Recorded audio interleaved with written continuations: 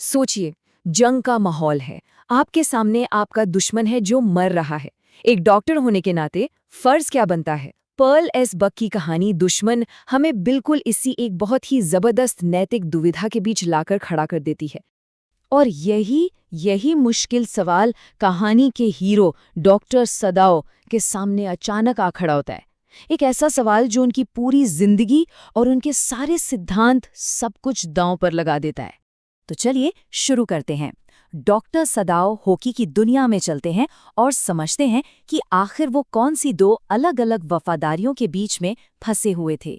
तो डॉक्टर सदाओ का बचपन जापान के समुद्री किनारे पर बने एक पत्थर के घर में बीता था। एक पारंपरिक घर जहां उन पर अपने सख्त और कट्टर देशभक्त पिता का बहुत गहरा असर पड़ा। उनके पिता का असर उनकी इस एक बात से साफ समझ आता है। यही वो सोच थी जिसने बचपन से ही सदाओ के अंदर देश के लिए कर्तव्य की एक बहुत गहरी भावना पैदा कर दी थी। तो सदाओ की जो पर्सनालिटी थी ना, वो असल में दो अलग दुनियाओं में बटी हुई थी। एक तरफ उनकी जापानी परवरिश जिसमें देशभक्ति और परंपरा थी, और दूसरी तरफ उनकी अमेरिकी शिक्षा जो साइंस और लॉजिक पर टिकी थी। प्रोफेशनली देखा जाए तो डॉक्टर सदाओ का रुतबा काफी बड़ा था। वो एक बहुत मशहूर सर्जन और साइंटिस्ट थे। एक खास खोज पर काम कर रहे थे, और इसीलिए उन्हें फौज के साथ फ्रंट पर नहीं भेजा गया था, बल्कि उन्हें जापान में ही रखा गया था ताकि जरूरत पड़ने पर वो बूढ़े जनरल का ऑपरेशन कर सके। तो ये तो थी सदाओ की जिंदगी। अब चलते हैं उस पल की तरफ जब बाहरी दुनिया मतलब कि जंग सदाओ की इस सेफ लाइफ में जबरदस्ती घुस आती है। जरा इमेजिन कीजिए इस सीन को।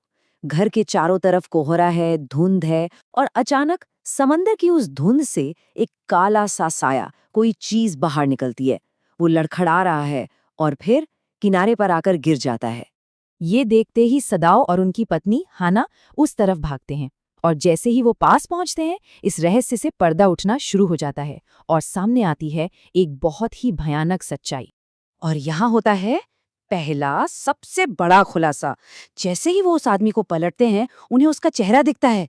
वो एक गोरा आदमी था। अब एक डॉक्टर होने के नाते सदाओ का पहला इंस्टिंक्ट क्या होता है? चोट को देखना। और उनके एक्सपर्ट हाथ फौरन एक बहुत ही गंभीर, एक जानलेवा घाव को पहचान लेते हैं। घाव के बाद अगला इंपॉर्टेंट क्लू उसकी फटी पुरानी टोपी से मिलता है। उस पर धुंधले अक्षरों में लिखा था यूएस नेवी। इससे साफ हो गया कि वो कौन है। एक अमेरिकी सैनिक। वो युद्ध का कैदी था, एक दुश्मन, और ये आखिरी कड़वा सच था। इस एक पहचान ने इस मेडिकल इमरजेंसी को एक बहुत ही खतरनाक पॉलिटिकल और मॉरल क्राइसिस में बदल दिया। तो अब जब उस आदमी की आइडेंटिटी कंफर्म हो चुकी है, सदाओ और हाना एक ऐसे मोड़ पर खड़े हैं जहां से कोई भी रास्ता आसान नहीं है। एक नामुमकिन चुनाव उनके सामने है। देखिए, उनके पास दो ही रास्ते हैं। अगर वो उसे अपने घर में पनाह देते हैं तो उन्हें गिरफ्तार कर लिया जाएगा, देशद्रोह का आरोप लगेगा, और अगर वो उसे पुलिस को सौंप देते हैं तो वो आदमी यकीनन मार दिया जाएगा। मतलब कोई भी ऑप्शन आसान नहीं था। ऐसे में सदाओं का पहला रिएक्शन बिल्कुल लॉजिकल और देशभक्ति से भरा हुआ था। उनके हिसाब से इस दुश्मन सैनिक के साथ क्या करना चाहिए, उनका कंक्लूजन साफ था। और उनकी पत्नी हाना, वो भी इस बात से सहमत थीं। उन्हें भी लगा कि हाँ, यही सबसे अक्लमंदी का काम होगा।